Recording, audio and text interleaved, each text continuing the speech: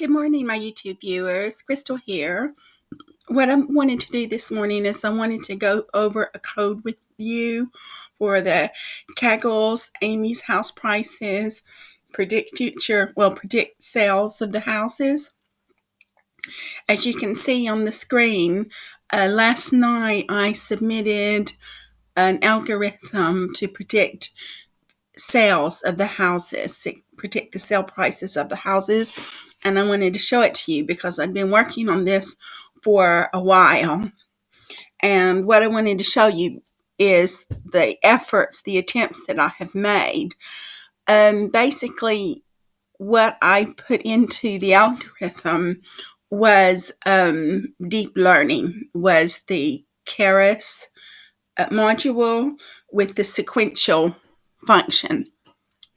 So you can see that I submitted my submission to Kaggle and I got a 15.358%, which is the highest I've been able to get using deep learning, using Keras.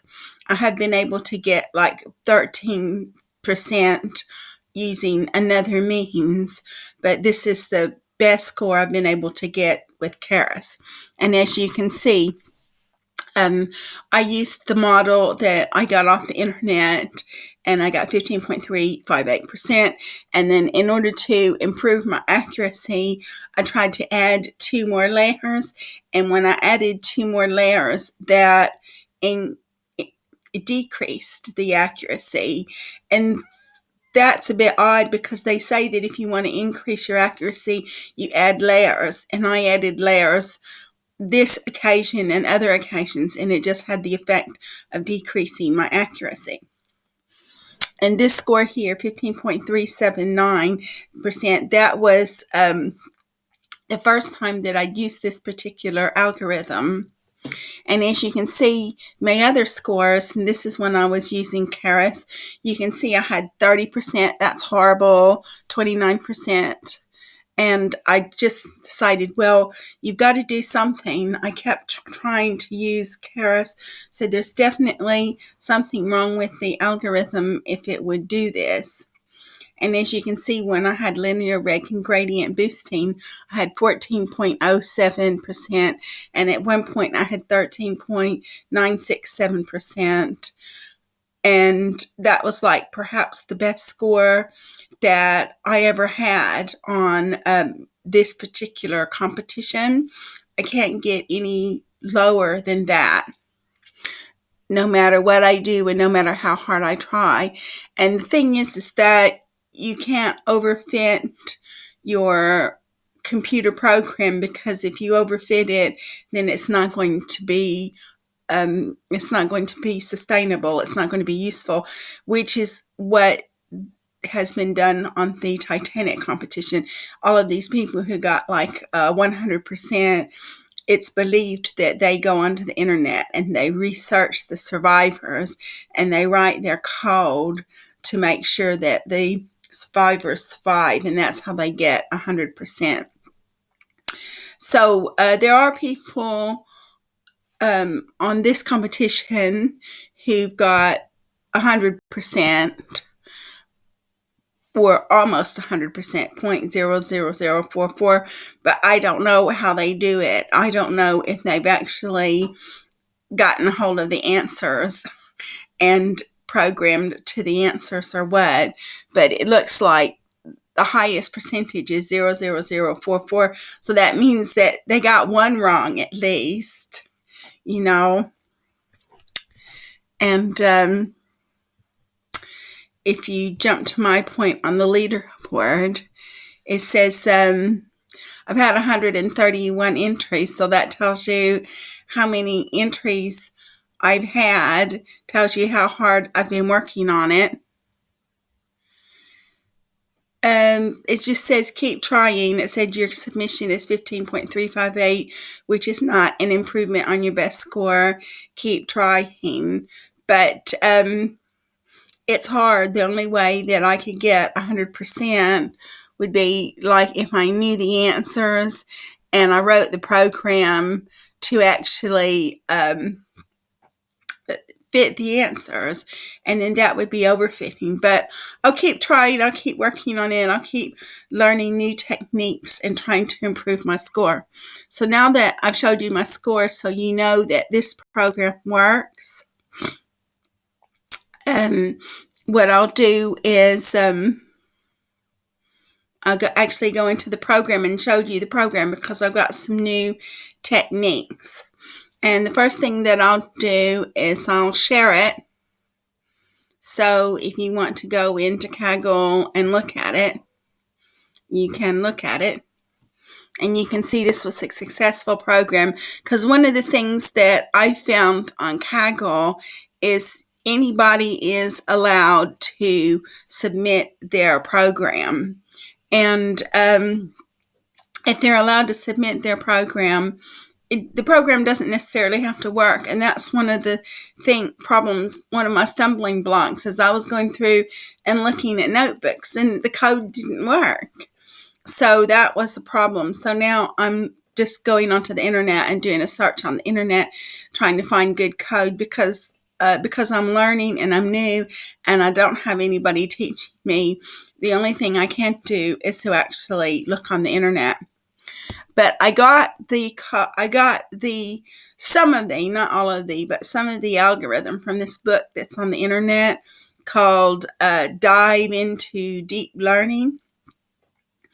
It is actually a book on the internet, and that's where I found the Ames house prices. And so I got some of the code, not all of the code, because I tried to put all of the code on Kaggle just to see what the score would be, and I couldn't, because he was using all of these really obscure libraries, and what he did was actual computer programming. So you can tell the difference between my programming and his programming, because my programming, I use it more like English. I use it in a very simple manner that's easy to understand. But because this person that wrote the book obviously has a computer programming background, you can see the code is actually like programming, and I'll show it to you. So the first thing we did was we input the libraries. You can see we've input the libraries. And the next thing we did was we input some more libraries. And obviously I didn't need all of the libraries that I input, but they just, as I write my programs, they just get in there. And I never remove them unless I look at it and think, well, I know I don't need that, so I'll delete it. And the next thing I did was I imported the files. We had the train file, the test file, the sample submissions, and a data description. And then I loaded up the train file and the test file. So you can see the train file and you can see the test file. You can see the train info. You've got a lot of the columns for objects. So we keep going down there. They're numbers and objects. We did exactly the same thing to the test file. We've got our little diagram. We've got our little plot that shows the sale prices. So you can see the sale price, the range of the sale prices. And so what we did was we did a little box plot of the overall quality of the house as compared to the sale price. So you can see the better the quality, the higher the house price. And this is another one where we were checking to see if there were any null values. So in the train file, we had 6965 null values. In the test file, we had 7,000 null values. Okay, and this is the code that I got from that book, Dive into Deep Learning. And he did it a little bit differently. He used a different tactic because this person is an actual computer programmer. Obviously, he's very good at what he does to have written a book, Dive into Programming. And I'm not getting anything to promote his book either. But he did all features equals PD, concat, df.train, iLock. And then this coding here is just telling you that it's every column except for the ID column and the sale price, because the -1 is the sale price, and the DF test is every column. And I'm not very good on that. That's one thing that I personally need to get better at, is dealing with these brackets and the colons and the parentheses, because the brackets and the colons and the parentheses tell you which columns that you're looking at. So this tells you that you're looking at the first column to the penultimate column, because that has a sale price column in it, which is the last column. And this right here is telling you that you're looking at the first column to the last column, because the test file does not have a sale price column in it. And that's one thing that I do need to improve my skill on, because I learned it when I took the Python courses. They showed us how to do it, but if you don't really use it, you sort of, it doesn't get imprinted. So that's one thing I've got to do better. And then what the programmer did was he made numeric features, and all numeric features, D types, and that's the data type, equals all numeric features that do not equal object. So everything that isn't an object is a numeric feature dot index. So that was good. That was a nifty little line of code. And all numeric features equals all numeric features, apply lambda x minus x mean, x minus standard. And that was just something to use the mean standard to set all of the values on like a similar footing. So he was standardizing the data. And then so when he standardized the data, he's going to get missing values. So what he did was he says, fill in A with 0. So the way I had done it in the past was I had gone through and I had filled every particular column with the sometimes, usually the mode, but sometimes the mean and sometimes 0. And he decided just to arbitrarily go through and fill all null values with a 0. So because you don't know if the cell doesn't have anything in it, you don't know what it's going to be. And what I had been doing was I had been filling it with the mode, but the mode wasn't necessarily correct because you don't know what it was going to be because it was empty. So he just said to fill it with a 0. So that's what he did. And it was a nice, nifty little programming method. So he didn't have to do what I did. He didn't go through every single column and say, well, I'll replace this with mode. So I did that very quickly, very succinctly. So now we want to see is the shape of all features. And the shape is 2919 rows by 79 columns, because it's not including the sale price column. And now what he's doing is he's getting the dummy figures, dummies. So all features equals PD get dummies. All features WNA equals true. And then we want the shape. So this is to get dummies. And so this is to take all of the object columns and convert them to categorical. And I'll show you that when we get to that data frame. So now instead of 79 columns, we have 331 columns because all of these columns were made categorical. And I've done that in previous programming where I made it categorical myself, where I assigned bins, but he did it easier than I did it because he just assigned everything get dummies. So there was no need to do that. So we have our all features. So this is your all features, and then he just goes through, and you can see we'll get through it goes through more than that. It goes through more than that because you can see you've got the little ... here. So that means it's just not showing you all of it. But you can see the very last bit of all features where the get dummies made the objects categorical, and you can see where all of these columns have become categorical, and that's how you came up with your 331 columns as opposed to the 79 columns. And then what we wanted to do is we wanted to check for any null values again. So we had 6965 on the train file and 7,000 on the test file, but he had already done that. He had already gone through and said, well, everything that's not NA, not a number, is just going to get 0 assigned to it. And then because he did the get dummies and he made all of the object files categorical files, well, the 0 didn't matter anyway because it was going to be a 0 in the categorical file anyway. So now you can see the DF train file. So you can see it just goes on and on.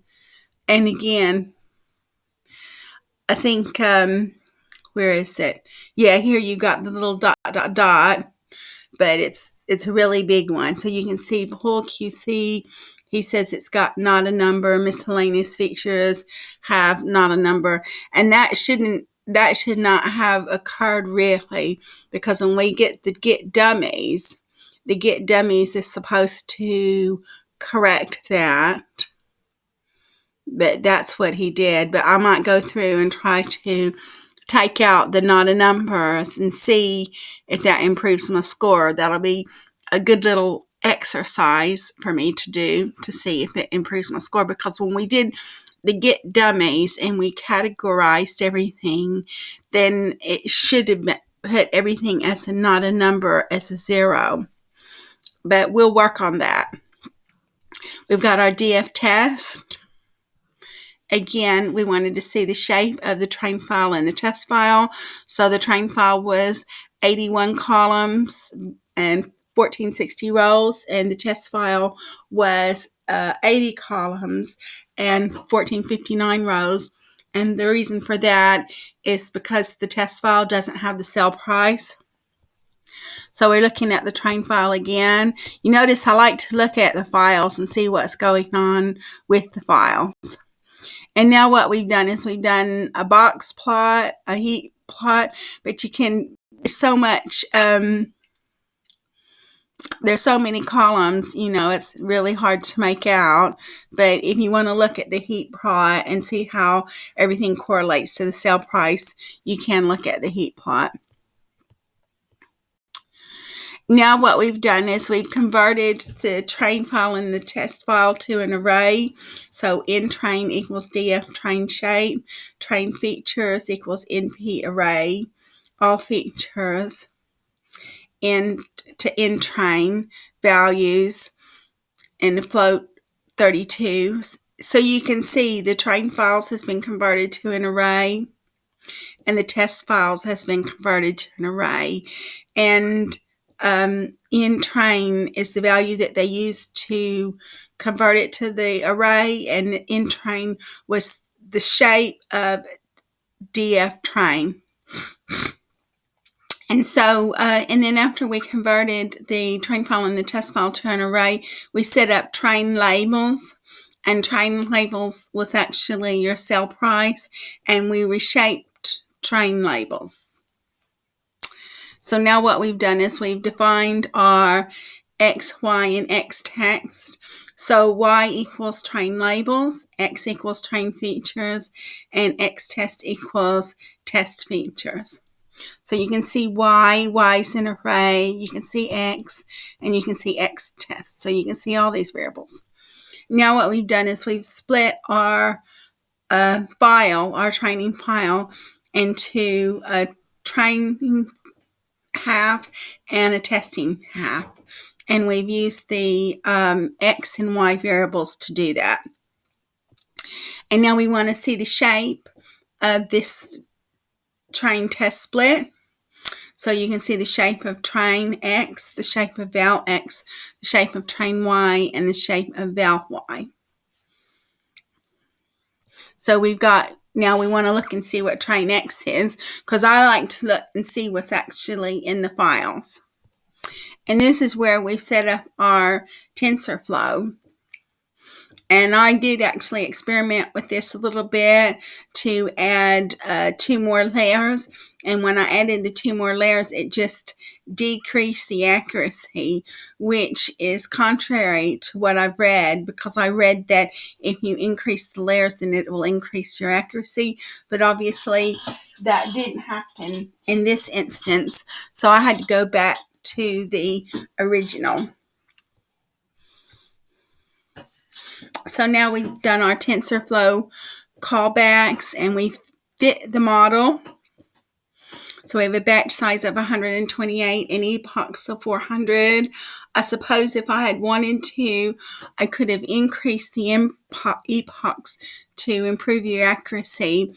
But you also had early stop mechanism. So if it got to the point where it was no longer improving the accuracy, then it would stop early. But this was just 400 epochs. So it goes down to 400 epochs.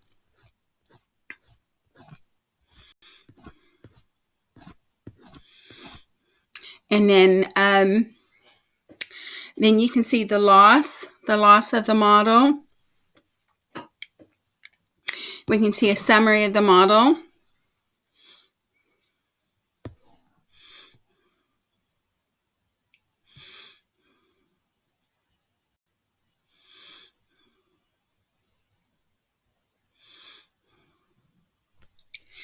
And we've got, now we've made our prediction. We did our prediction on the test set.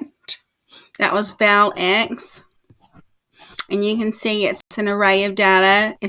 Is your prediction. And I wanted to see the number of dimensions and the prediction, and it was 2 dimensions. So we did predictions 1, where we predicted on the actual test file. So we can see predictions 1, and that's an array of data, but it was actually 2 dimensions. So what we did was we flattened the array to give it 1 dimension, because Kaggle will only accept 1 dimension, or the program will only accept 1 dimension, and that's why we had to flatten it. Final labels equals ypred, and final labels, as you can see, is 1 dimension. The final level shape is 1459. That was the number of rows in the test shape. The test file ID shape is 1459. So you'll see that the 2 columns of data were both arrays of 1459, which is what we needed. Final result equals PD data frame ID, DF test ID, cell price, final labels. And so what that does is that sets up a data frame. So the final result, we convert that to a CSV file with index is false. That means the index is not included when we submit it, because if you don't make index false, then the index will be included and it won't accept it. We've got a little message saying your submission was saved, and then we've got our submission. And this is what I submitted to Kaggle. So that completes our code review. As we've gone through the code review, I can see where I've got some areas that I need to work on, because when you replaced everything with 0, then it should have, what it should have done is it should have actually replaced it with 0. So I'm going to have to look into that, and maybe that will actually improve my score. If it does improve my score, I'll let you know. So let me know what you think about this code review. If you like my video, please like, subscribe, and share. If you like the work I do and you want to make a donation, I've got my email address in the description down below. I don't have enough subscribers, so I can't monetize my videos, and the only way I can get monetized is, the only way that I can make money off the video is to ask for the donations. And thank you so much for watching this video to the very end, and I look forward to making another video for you.